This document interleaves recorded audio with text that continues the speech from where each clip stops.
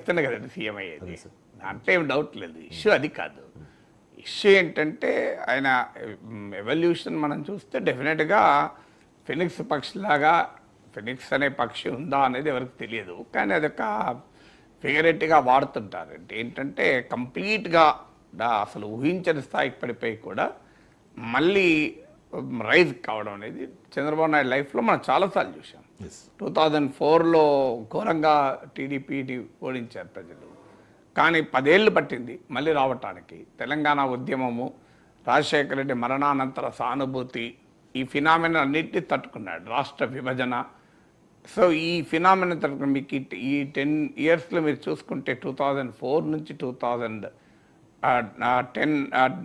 రాజశేఖర రెడ్డి మరణం వరకు ఈ పీరియడ్లో వెరీ పవర్ఫుల్గా రాజశేఖర రెడ్డి ఉన్న సమయంలో దేశంలో కాంగ్రెస్ ప్రభుత్వం, రాష్ట్రంలో కాంగ్రెస్ ప్రభుత్వం, ఆ పరిస్థితులు వచ్చాక రాజశేఖర రెడ్డి మరణానంతరం అసలు ఆ సానుభూతి వెల్లువ, ఆ వెల్లువ జగన్మోహన్ రెడ్డిని అనూహ్యంగా ఉపయోగపడుతున్న సమయం. 2012లోనైతే మీకు 2008లో ఈ ఉప ఎన్నికలు జరిగాయి. తెలంగాణ ఉద్యమం వల్ల ఉప ఎన్నికలు, ఈ 10 ఏళ్ల పీరియడ్లో జగన్మోహన్ రెడ్డి తిరుగుబాటు వల్ల ఉప ఎన్నికలు. ఈ ఉప ఎన్నికలు ఒక అగ్ని పరీక్షగా టీడీపీకి మారాయి. డిపాజిట్లు గల్లంతైన పరిస్థితి. రాష్ట్ర విభజన ఉద్యమంలో అన్ని పార్టీల కన్నా 2 కళ్ళ సిద్ధాంతం అంటూ అత్యధికంగా అటాక్ గురైంది టీడీపీ. అందులో తెలంగాణ ప్రాంతంలో చాలా బలం ఉన్న పార్టీ, చాలా భూమిక ఉన్న పార్టీ. అలాంటి పార్టీ నానా ఇబ్బందులు పడ్డది, నానా కష్టాలు పడ్డది 10 ఏళ్ల పాటు. కానీ 2014లో రాష్ట్ర విభజన అనంతరం మళ్ళీ ప్రజలు చంద్రబాబు నాయుడు పట్టం కట్టారు. తర్వాత 2019లో 23 సీట్లకు పడేశారు. మళ్ళీ మామూలు ఓటమి కాదు, 151 సీట్లు జగన్మోహన్ రెడ్డికి వచ్చింది. 5 ఏళ్ల పాటు జగన్ ఏకఛత్రాధిపత్యంగా పాలించాడు. తీవ్ర నిర్బంధము, అరెస్టులు, అవమానాలు అన్నీ అనుభవించాడు. మళ్ళీ రైస్ అయ్యాడు.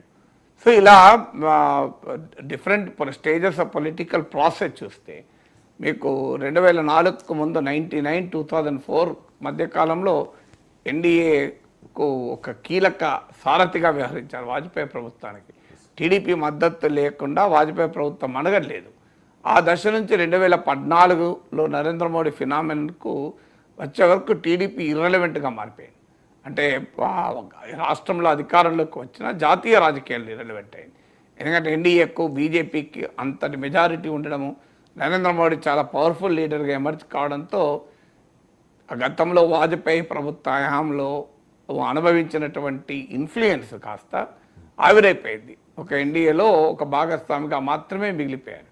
సో ఎందుకంటే నరేంద్ర మోడీ అప్రతిహతంగా ఎదుగుతున్న సమయం అది. ఆ సమయంలో ఇక మళ్ళీ టీడీపీకి అవకాశం వస్తుందా అని అసాధ్యం అనుకున్నారు. కానీ 2024లో ప్రజలు మోడీకి తగ్గించారు, చంద్రబాబు నాయుడు పెంచారు. దానితో మళ్ళీ ఇవాళ టీడీపీ మద్దతు లేకుండా ఈ మోడీ ప్రభుత్వం ఉండే పరిస్థితి లేని వాతావరణాన్ని తీసుకొచ్చారు. అందువల్ల ఈ పొలిటికల్ ఎవల్యూషన్ తీసుకుంటే డెఫినెట్గా చంద్రబాబు నాయుడు ఫినిక్స్ పక్షుల పైకి లేచాడన్నది వాస్తవం, అందులో అనుమానం ఏముంది. ఇక పవర్ఫుల్ సీఎం అంటే పవర్ఫుల్ అన్న దానికి డెఫినేషన్ లేదు. వాట్ ఈజ్ పవర్ఫుల్ అంటే రాజకీయాల్లో టవరింగ్ లీడర్, అందులో అనుమానమే లేదు. ఇప్పుడు భారత రాజకీయాల్లో ఉన్న మీరు ముఖ్యమంత్రులు అందరి పేర్లు లిస్ట్ రాయండి, డెఫినెట్గా శిఖరాగ్రాన్ని ఉంటారు కదా సీనియారిటీలో. కానీ రాజకీయ అనుభవంలో, రాజకీయ కాంటాక్ట్స్లో ఎవరైనా మీరు వేయండి. ఇప్పుడు మీరు సీఎంలు అందరి లిస్ట్ తీస్తే ఫస్ట్ చంద్రబాబు నాయుడు, రేవంత్ రెడ్డి, స్టాలిన్, మీరు భూపేంద్ర పాటిల్, లేదు విష్ణు, అవి రాజస్థాన్, మధ్యప్రదేశ్ భజన్లాల్ శర్మ, మధ్యప్రదేశ్ మోహన్ యాదవ్, హర్యానా నాయబ్ సింగ్ సైని, ఒమర్ అబ్దుల్లా, వీళ్ళందరినీ మీరు ఒరిస్సా ముఖ్యమంత్రి ఎవరో కూడా మనకు తెలియదు. మహారాష్ట్ర ఏక్నాథ్ షిండే, ఇందులో కాస్తంత సీనియర్ అంటే మమతా బెనర్జీ, కాస్త చంద్రబాబు నాయుడుతో తర్వాత స్థానంలోనైనా ఉండగలిగేది మమతా బెనర్జీ. కేరళ పినరాయి విజయన్.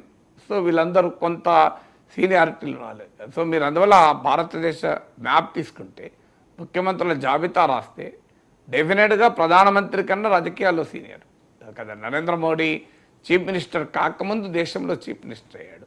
నరేంద్ర మోడీ ఒక రాష్ట్రానికి బీజేపీలో ముఖ్యమంత్రిగా ఉన్న రోజుల్లో అటల్ బిహారీ వాజ్పేయి ప్రభుత్వాన్ని శాసించారు కదా. అందువల్ల యునైటెడ్ ఫ్రంట్ కన్వీనర్గా దేవగౌడ, ఐకే గుజరాల్ ప్రధానమంత్రి చేయడంలో కీలక భూమిక. యునైటెడ్ ఫ్రంట్ కన్వీనర్గా వాస్తవంగా ప్రైమ్ మినిస్టర్ అయ్యేవారు కదా. వాస్తవంగా చంద్రబాబు నాయుడు కావాలనుకుంటే డెఫినెట్గా భారత ప్రధానమంత్రి అయ్యేవారు. ఆయన వద్దనుకున్నాడు ముఖ్యమంత్రి ఒక్కసారి 6 నెలల్లో 3 నెలల్లో ఏడాదో ప్రైమ్ మినిస్టర్ అయితే ఏంటి ఉపయోగం అనుకున్నాడు. That was his personal choice. అందువల్ల జాతీయ రాజకీయాల్లో కూడా ఇప్పుడున్న ఏ ముఖ్యమంత్రి కూడా, ఇప్పుడు యాజ్ ఆఫ్ టుడే ఉన్న ఏ ముఖ్యమంత్రి కూడా జాతీయ రాజకీయాల్లో అంత కీలక పాత్ర పోషించిన ఉదాహరణ లేదు. అఫ్కోర్స్ నరేంద్ర మోడీ విమర్శించినట్లు మిత్రపక్షాలను మార్చడంలో సీనియర్ కావచ్చు. మిత్రపక్షాలను మార్చని రాజకీయ నాయకులు ఎవరు? మమతా బెనర్జీ మార్చలేదా? అంత ఒకప్పుడు ఎన్డీఏ ప్రభుత్వంలో మంత్రి, ఇప్పుడు బీజేపీ ప్రభుత్వంలో ఒకప్పుడు మంత్రి, ఇప్పుడు బీజేపీని రోజు విమర్శిస్తలేదా? అందువల్ల మిత్రపక్షాలను మార్చని వాళ్ళు ఎవరైనా ఉంటే కదా సమస్య. సో అందువల్ల ఆ విమర్శలు ఎలా ఉన్నప్పటికీ కూడా it's a fact, is the most politically influential chief minister. Policies రీత్యా తీసిన 1991లో ఎకనామిక్ రిఫార్మ్స్ దేశంలో అమలైతే మీరు ఆ ఆర్థిక సంస్కరణలను భారతదేశంలో అత్యంత వేగంగా అమలు చేసిన ముఖ్యమంత్రుల్లో చంద్రబాబు నాయుడు మొదటి వ్యక్తి. ఎందుకంటే మీకు వరల్డ్ బ్యాంక్ నివేదికలు అంటారు పొలిటికల్ రిస్క్లను కూడా స్వీకరించి ఆర్థిక సంస్కరణలు అమలు చేసిన ముఖ్యమంత్రి అని. సో దాన్ని ఆర్థిక విధానాలతో ఏకీభవించే వాళ్ళు ఉండొచ్చు, వ్యతిరేకించే వాళ్ళు ఉండొచ్చు, కానీ ఆర్థిక సంస్కరణలు అయితే అమలు చేశారన్నది వాస్తవం కదా. భిన్నాభిప్రాయాలు ఎప్పుడు కూడా విధానాల మీద ఉంటుంది.